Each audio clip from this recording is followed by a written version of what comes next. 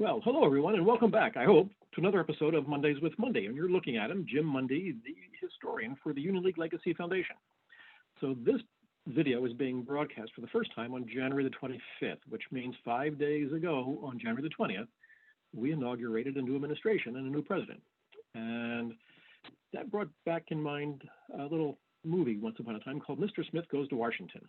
And given everything that's going on, I thought that was really interesting because the Union League has its own version of Mr. Smith, believe it or not. And I'll bet nobody knows who this is. Although if you've listened to me over the last few years, you might have a guess, but let's go and find out who it is, all right? So I'm going to go right into our PowerPoint. I will do this again. And, okay, we're almost there. Hey, how do you like that? It worked. I don't know why I'm always surprised that it does. Okay. So a League member goes to Washington, and it's not, it was not Jefferson Smith, believe it or not, or Jimmy Stewart for that matter. Anybody take a guess yet? No? All right, let's go find out. This fellow, Thomas Bayard McCabe, who was born in Whaleyville, Maryland in 1893. And Whaleyville, Maryland is in the Delmarva Peninsula, just south of the Delaware-Maryland border, the very southern part of Delaware itself. And Whaleyville was named after his mother's family, who were the Whaleys. And Thomas, Mr. McCabe, father, William, was a banker and insurance guy in Selbyville, Delaware, north of the border, all right, in southern Delaware. And he would eventually become the state of Delaware's commissioner for banking and insurance. So clearly banking was in Mr. McCabe's future because he played a big role in it in this country. And we'll get to that in just a few minutes. So now we know who our Mr. Smith is, right? Thomas Bayard McCabe. And let's move on. Okay. In 1915, Mr. McCabe graduated from Swarthmore College with an associate's degree in economics. And a year later, in 1916, he went to work for Scott Paper Company in Chester, Pennsylvania. And at that point in time, it was a single factory that employed 500 people. So in the big scheme of Philadelphia industrialization, not too big, and certainly nothing more than a local player. So, but that would all change under Thomas B. McCabe. Now, 1917, World War I comes along. Tom McCabe would leave Scott Paper. He would enlist in the American Army, the American Expeditionary Force, go in as a private, and in 1919 would come out as a captain. And in 1919, he would return to Scott Paper Company as the assistant sales manager.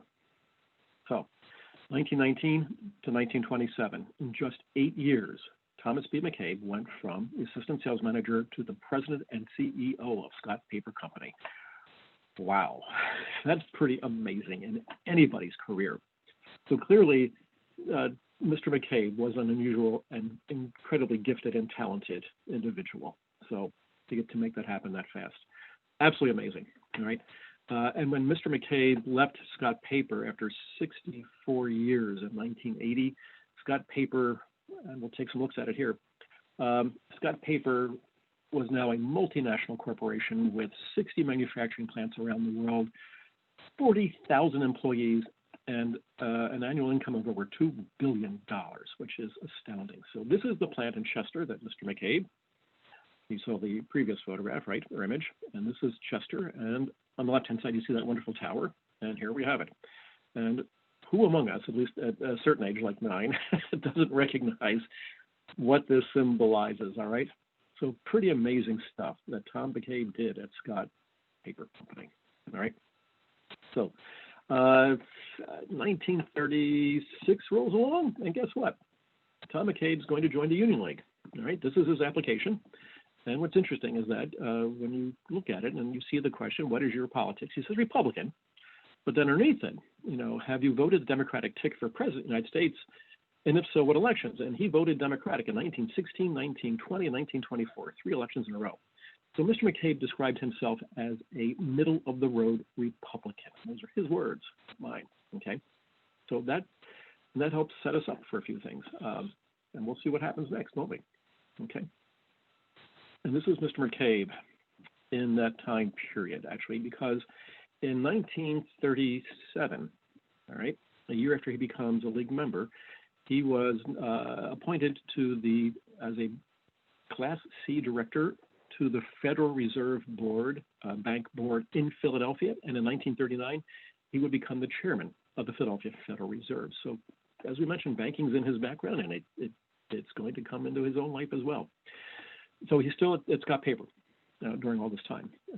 2 years later, though, 1941, World War II comes along, and Tom McCabe would enter the administration of Franklin D. Roosevelt in various positions.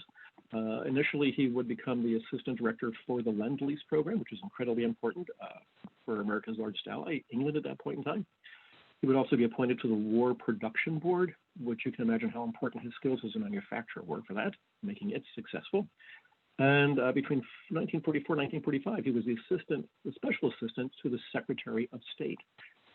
Wow, big stuff. All right. So Mr. McCabe is clearly a man of national prominence and importance at the same time. So World War II ends in 1945, and in 1946, he would be awarded the Medal of Merit, which at that point was this country's highest award for a civilian, and he deserved every bit of it, I'm sure. So get back to money, the economy. All right, it's tough to take a wartime economy and spin it around into a post-war economy without creating all kinds of issues, specifically inflation, because during the war, the Federal Reserve, this is the Eccles Building in Washington, D.C., the Federal Reserve had agreed to peg the interest rate charged the Treasury Department at 0.375. And the Treasury Department's job during the war was to raise money to pay for the war itself. Because after all, keep in mind, the Federal Reserve is a bank. It's the third centralized banking system in the country's history. The first bank and the second bank, both based in Philadelphia, right? In the 18th and early 19th centuries, were long gone. And in 1913, during the Woodrow Wilson administration, the Federal Reserve Bank Act was passed. And so now we have a Fed. Prior to that, though, it was the Treasury Department that handled the monies, the country's economy and things like that. So now we've got a bank and the Treasury Department. And as you can imagine, the Treasury Department wants to keep that interest rate pegged at 0.375 so we can continue to help pay off, to support federal expenditures. Well, the Fed didn't want to do that. And already the post-war economy was showing signs of inflation because between 1947 and 1948, the consumer price index alone rose 22%. So now there's lots of pressure on the economy. And what's going to happen next, right? In 1948, Harry Truman was elected president, right? Keep in mind, the first time he was the vice president when Roosevelt died in April of 45. Now he's won the election, and he was familiar with McCabe, obviously, knew of him and his skills and talents, and he outright said he was going to appoint McCabe to the Federal Reserve Board and actually its chairman. And sure enough, that is what happened. And McCabe did become the chairman of the Federal Reserve in 1948. But during his nomination hearing, he warned the Federal Reserve Committee that,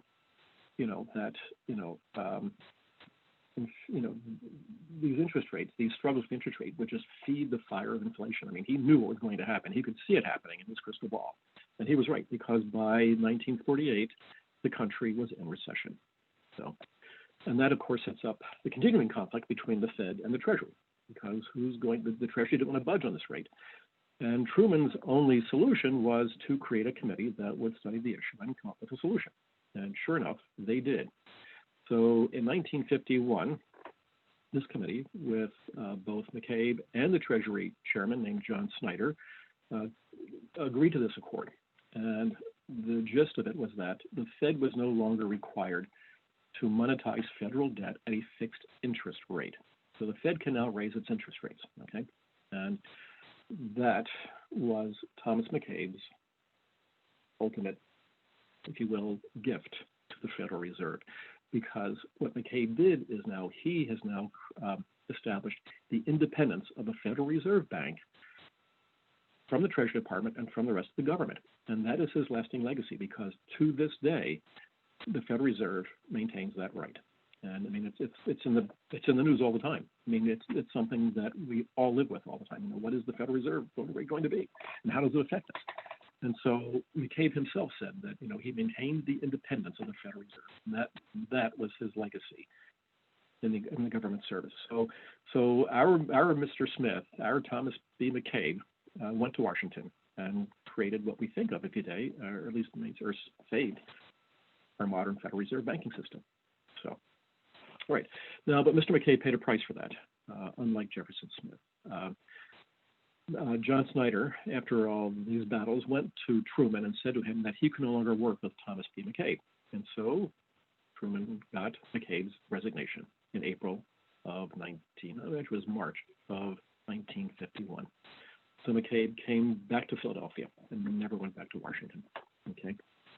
So, but that's not the end of Thomas B. McCabe. As you can imagine, somebody of that importance, national, international, just doesn't disappear. But McCabe on his own, though, 2 years later, in 1953, and this is he.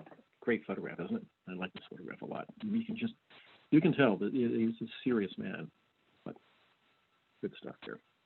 All right. And so in 1953, Thomas McCabe organized a group of approximately 50 national industrialists who all donated money, and they created the Eisenhower Fellowships. And this was Thomas B. McCabe's birthday present to Dwight Eisenhower on his first birthday in office in 1953. And these Eisenhower Fellowships are still around to this day, and they're still headquartered in Philadelphia on South 16th Street, just a block away from the Union League building, which I think is rather symbolic, perhaps. So McCabe left many different legacies in American history, and this is one that nobody thinks about anymore, but he deserves all the credit for it. So now that's not all. In 1962, the Union League celebrated its centennial, right? It was organized in December of 1862. So it's 100 years old. And who better than Thomas McCabe to be the president of the Union League of Philadelphia? And he served for that 1 year. And this is he in his office. And most of you probably recognize that elephant. It's sitting in the main hallway on the first floor, right? Okay. And you'll recognize the wainscoting or the paneling behind him, because that is actually today's Wi-Fi room, believe it or not. But back then it was the president's office and sometimes the general manager's office. So that's Thomas B. McCabe, the president of the Union League, during its centennial. We are in 1962. Okay. All right. Now, the Union League understood how important Mr. McCabe was to American history, but also Union League history. And so I'm jumping ahead a little bit. I'm sorry, forgive me. I forgot I had the slide. So here we are. It is May 15th of 1962, and it was the day that the League celebrated its centennial, because that was a day that President Eisenhower could come to Philadelphia and receive the gold medal of the Union League of Philadelphia. That is Mr. McCabe on the right, obviously General Eisenhower on the left, and there is the gold medal of the Union League in between. So that is the Lincoln Memorial. We recognize the sculpture of Abraham Lincoln behind them. So from gold medal to gold medal, right? Because the League, in recognition of Mr. McCabe's accomplishments as an American citizen, industrialist, and Union League member, awarded him the gold medal. You can see Monday, October 16th of 1978. So Mr. McCabe got his own recognition inside the Union League itself, which is wonderful, all right? And here we have Mr. McCabe's official portrait when he left office, 1962, done by Gardner Cox.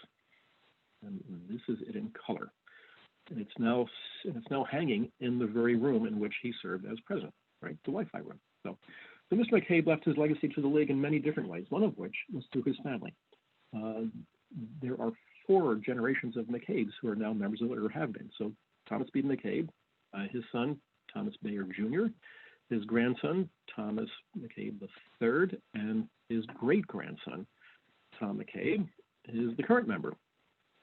And if you can't miss Tom McCabe IV. He's about 6'2", big guy with sandy red hair and just great personality. And it's wonderful to have the McCabe still in the League house itself.